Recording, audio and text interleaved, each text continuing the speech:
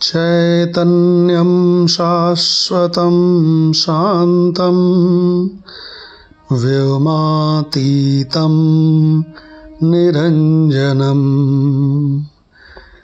नादबिन्दु कलातीतं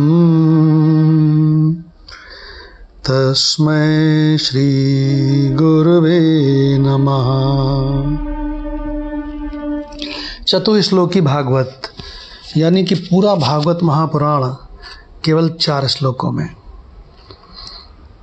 तो जैसा पहले भी बताया है कि श्रीमद् भागवत के दूसरे स्कंद के 9वें चैप्टर का श्लोक नंबर 32, 33, 34, 35, बस इन्हीं 4 श्लोकों को बोलते हैं चतुश्लोकी भागवत। भागवत 4 श्लोकों में। तो लेते हैं इसका चौथा, चतुश्लोकी भागवत का चौथा और लास्ट मंत्र। स्लाइड की ओर बहुत ध्यान से देखें। एतावदेव जिज्ञास्यम् तत्त्वजिज्ञासुना आत्मनः अन्वय व्यतिरेकाभ्याम् यत् स्यात् सर्वत्र सर्वदा। क्या अर्थ है? कहते हैं कि यह ब्रह्म नहीं है, यह ब्रह्म नहीं है। इस प्रकार से निषेध की पद्धति से, मतलब व्यतिरेक की पद्धति से भी हम परमात्मा को पहचान लेते हैं, और यह ब्रह्म है, यह ब्रह्म है, इस अन्वय की पद्धति से भी हम परमात्मा को पहचान लेते हैं। तो कहते हैं कि इन दोनों से, अन्वय से भी व्यतिरेक से भी, यही सिद्ध होता है कि सर्वातीत, जो सभी से अतीत है और सर्वरूप भी है, ऐसा भगवान ही हमेशा है, सर्वत्र स्थित है, वही वास्तविक तत्व है, वो परमात्मा ही वास्तविक तत्व है। तो जो लोग आत्मा और परमात्मा का तत्व जानना चाहते हैं, उन्हें केवल इतना ही जानने की आवश्यकता है।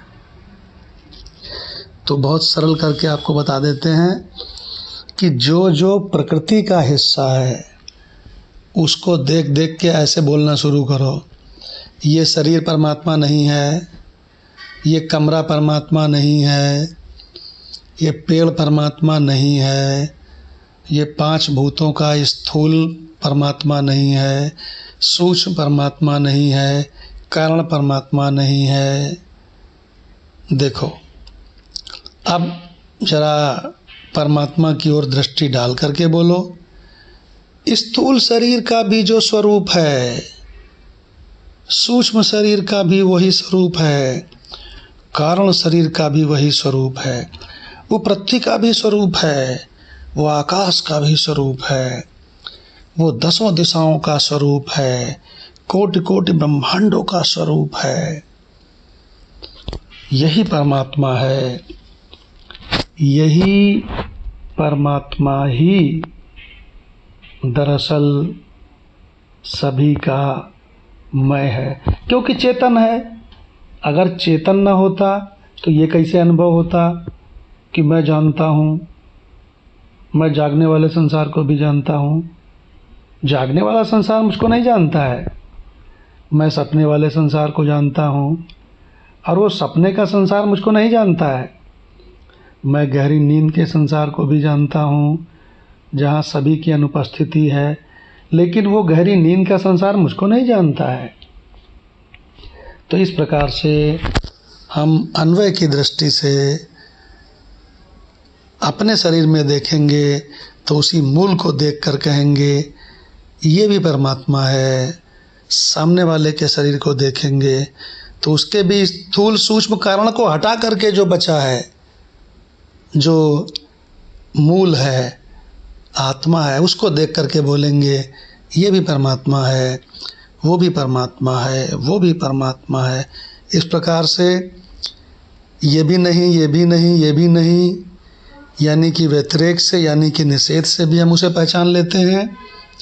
और ये भी परमात्मा है, ये भी परमात्मा है, ये भी परमात्मा है। इस प्रकार से अन्वय की रीति से भी हम उसको पहचान लेते हैं। तो हमें इसी परमात्मा स्वरूप को ही तो पहचानना था। तो इसी के लिए है चतुश्लोकी भागवत का चौथा मंत्र। ओम शांति शांति शांति।